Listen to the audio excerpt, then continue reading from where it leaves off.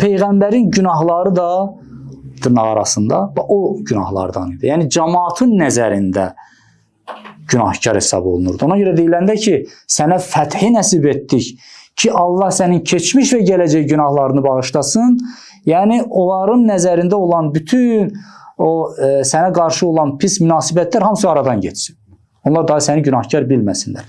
Bu məna bizim hədis kitablarımızda qeyd olunub. Məsələn, Nur-u Səqələyn kitabında ki, təfsir-i rivayı bizim rəvayət təfsirlərimizdən biridir. Ayələri rəvayətlə, hədislərlə təfsir eləyib. Orada İmam Rıza əleyhissalamdan nəql olunmuş hədisi nəql eləyir. Deyir, Məmun soruşur ki, yəni Allah deyir ki, ya Peyğəmbər sənin keçmiş və gələcək günahlarını bağışlamaq üçün bu fəthi sənə nəsib etdik. Bu keçmiş gələcək günahların bağışlanması nə deməkdir? Müəyyən Peyğəmbər günahkar idi. İmam Rıza əleyhissalam isə onun cavabında belə buyurdu. Məkkə müşriklərinin gözündə Həzrəti Peyğəmbərdən günahkar bir adam yox idi. Yəni onlardan soruşsaydın ki, ən günahkar kimdir? Deyərdilər ki, Peyğəmbər. Niyə?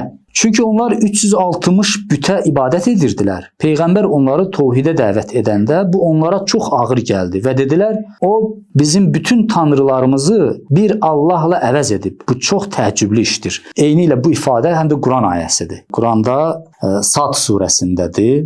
Və acibu ən ca'ahum munzirun minhum. Bunlar təəccüb etdilər ki, onların içindən bir xəbərdar eləyən, bir qorxudan seçilib gəlib onlar üçün. Və qalel kafirun hada sahirun kəzzab. Kafirlər dedilər ki, bu sehirkardır, yalancıdır. Peyğəmbər barəsində belə dedilər.